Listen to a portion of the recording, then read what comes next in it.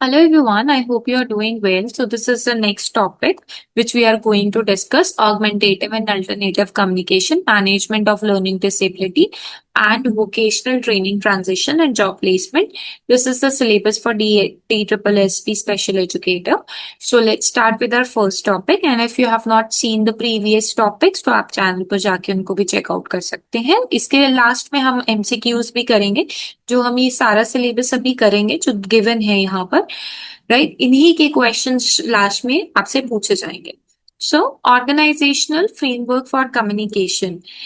So basically augmentative and alternative communication क्या है, इसमें एक तरीके का फ्रेमवर्क है कि किस तरीके से हम बच्चे की कम्युनिकेशन को अच्छा कर सकते हैं, स्पीच लैंग्वेज कम्युनिकेशन स्किल्स को जेस्चर्स से या वर्बल लैंग्वेज से.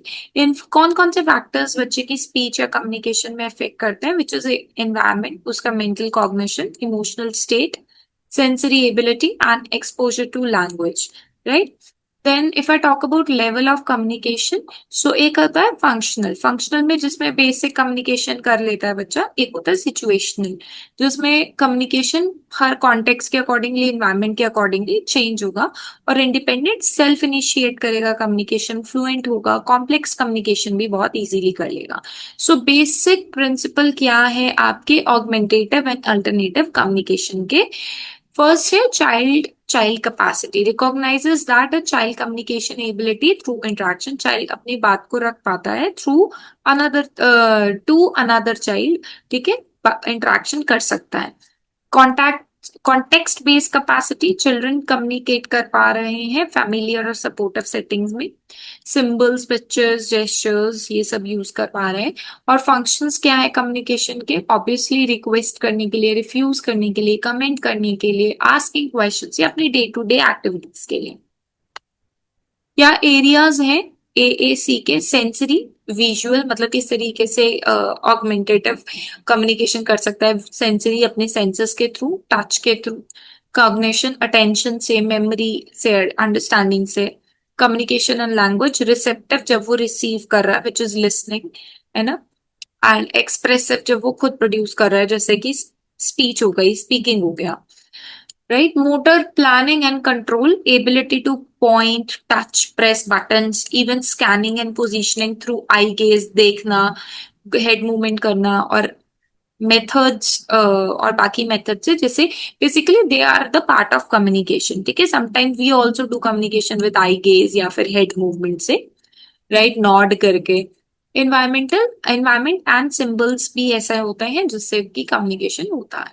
अब कॉन्टेक्स्ट क्या है, partner skills, skills of these communicating. अगर ये आपको आते होंगे या आप बच्चों को इस तरीके से समझाएंगे तो वो सक्सेसफुली कम्युनिकेशन कर पाएंगे. कंसिस्टेंट होना पड़ेगा, एक्यूरेट एंड मोटिवेशन मिलनी चाहिए बच्चे को. कॉम्पिटेंसी डेवलपमेंट की बात करें तो लैंग्वेज अच्छा बोल पाएगा. ऑपरेशनल कॉम्पिटेंस, डिवाइसेस कोई भी यूज कर पाएगा. ठीक है. सोशल कॉम्पिटेंस, लोगों से बात करने में प्रॉब्लम नहीं होगी. स्ट्रैटेजिक कॉम्पिटेंस, जितनी भी लिमिटेशंस आती है, वोकैबुलरी गैप्स होते हैं, उनको कवर अप हो कर पाएगा. इंट्रोडक्शन टू कम्युनिकेशन टूल्स, कौन कौन से टूल्स हैं, picture board, PCS, speech generating, tablets with apps, और एक्सेस मोड्स में आते हैं आपके direct selection, scanning, eye gaze, direct selection में टचिंग हो गया सेलेक्ट करके. टाइप ऑफ लर्निंग डिसेबिलिटी में वर्बल लर्निंग डिसेबिलिटी होती है. वर्बल में जैसे डिसलेक्सिया, रीडिंग और डिकोडिंग में डिफिकल्टी होगी. डिस्ग्राफिया, लिखने में, हैंड राइटिंग में प्रॉब्लम होगी. ठीक है, हैंड राइटिंग सबकी गंदी है, डज नॉट मीन उसे डिस्ग्राफिया है. ठीक है. डिफिकल्टी विद नंबर्स होगी तो डिस्कैलकुलिया. नॉन वर्बल लर्निंग, जो नॉन वर्बल है, जैसे मोटर कोऑर्डिनेशन नहीं कर पाएगा, hand movement, legs movement proper तरीके से, visual special task. Language disorder हो सकता है. एसोसिएटेड कंडीशंस हो गई जैसे ADHD, attention deficit hyper activity disorder जैसे हो गए. सो नाउ असेस कैसे करेंगे, असेसमेंट करनी है हमें किस चीज की, इनकी कॉम्प्रिहेंशन की, क्या वो राइट कर पाते हैं, लैंग्वेज प्रोसेस कर पा रहे हैं, मैथमेटिकली अंडरस्टैंड कर पा रहे हैं. सो ऐसे टूल्स होते हैं जैसे कि standardize test, classroom observation and teacher checklist. So उनसे पता लगाया जा सकता है, असेसमेंट की जा सकती है. देन इज इंटरवेंशन स्ट्रैटेजीज, क्या क्या हम कर सकते हैं, इनहांस करा सकते हैं vocabulary, sentence construction, understanding, reading and writing में फोनेटिक, साउंड ट्रेनिंग दे सकते हैं, स्पेलिंग एड्स स्पेलिंग के थ्रू लर्न करवा सकते हैं, ग्राफिक पिक्चर दिखा के लर्निंग हो सकती है, कम्युनिकेशन हो सकता है, मैथ्स में नंबर लाइंस हो गए, विजुअल एड्स हो गए, मैनिपुलेटिव्स हो गए, स्टडी स्किल्स में time management, summarisation and organisational chart. तो अगर हम बात करें वोकेशनल ट्रेनिंग की, जो कि बहुत ही इंपॉर्टेंट है, ठीक है, क्योंकि जब हम स्पेशल चाइल्ड की बात करते हैं तो उस केस के अंदर जॉब प्लेसमेंट ही सबसे ज्यादा इंपॉर्टेंट रोल प्ले करता है, राइट, क्योंकि वो ही ये बताता है कि बच्चे की प्रोग्रेस एक्चुअली हुई है। Fundamental and assessment of vocational rehabilitation, जिसमें हम अंडरस्टैंड करते हैं कि बच्चे का इंटरेस्ट क्या है, एबिलिटी किस में है, जिसमें इंटरेस्ट होगा वो उसको अच्छे से कर पाएगा उस कोर्स को, और उस जॉब में भी वो अच्छे से फिट हो जाएगा। Involve career guidance, counselling, skill assessment and goal setting. ये जरूरी है, गोल बहुत जरूरी है एम्प्लॉयमेंट के लिए। If the child knows that ये उसको पसंद है तो वो उस चीज में जा सकता है। vocational transition and curriculum planning school to work in transition, इस तरीके से प्लानिंग जिसमें स्कूल टू वर्क का जो ट्रांजिशन है वो पता हो टीचर्स को specifically. Must include life skill, job specific training हो, ऑन द जॉब कोचिंग दी जाए, कोलैबोरेट करें फैमिली के साथ, स्कूल के साथ, एम्प्लॉयर के साथ। क्या प्रोसेस क्या रहता है वोकेशनल ट्रेनिंग का? पहले वोकेशनल इंटरेस्ट आइडेंटिफाई होता है, फिर स्किल्स को मैच किया जाता है on the basis of their job roles, फिर ट्रेनिंग और internship, and finally placement and follow up. So next, let's understand the question answer part. So, which of the following is not a component of communication competence in AAC? Case क्या नहीं है, which is financial.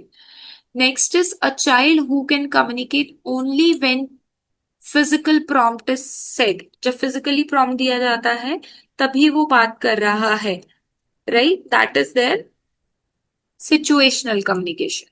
Which of the following is a verbal learning disability? Verbal है, which is your dysgraphia. Dyscalculia में बच्चा maths में नहीं कर पाता है, so answer number C will be the correct answer. The use of PECS and EAC is actually what? Symbol based communication. Then is which skill is targeted under basic curricular? एक बार मैं ना PECS वाला देख लेती हूँ, I am not sure about it, so better to learn the correct thing instead of wrong. यहाँ पे दिया हुआ है picture boards and it is a communication tool, speech generating tool, right. So अगर स्पीच जनरेटिंग टूल है तो ये non symbolic होगा, ठीक है, so it is going to be non symbolic one, this one. Which skill is targeted under basic curricular intervention? कौन सी skill को बेसिक करिकुलर इंटरवेंशन में लेकर आता है? Which is your social networking. Then eye gaze, आंखों से देखना, इज मतलब प्रॉपर तरीके से कम्युनिकेट कर पाना। इसे किस कैटेगरी में डालते हैं? इसे डालते हैं आपके स्कैनिंग में। Then the first step in vocational rehabilitation is actually interview training, assessment of interest is the first step. Which of the following condition is commonly associated with learning disability? OCD, bipolar disorder, ADHD or asthma? So ADHD, attention deficit hyperactivity disorder. Classroom strategy है to support dyslexia. तो क्या करेंगे? Oral dyslexia means reading में problem है बच्चे को, reading and vocabulary and writing में। So oral instructions देंगे, मोर टाइम देंगे, रिपीटेड हैंड राइटिंग टास्क देंगे, या पनिश करेंगे, ठीक है। So this question please give me the answer in the comment box. So if you are liking this series, do like, share and subscribe, and thank you so much for watching.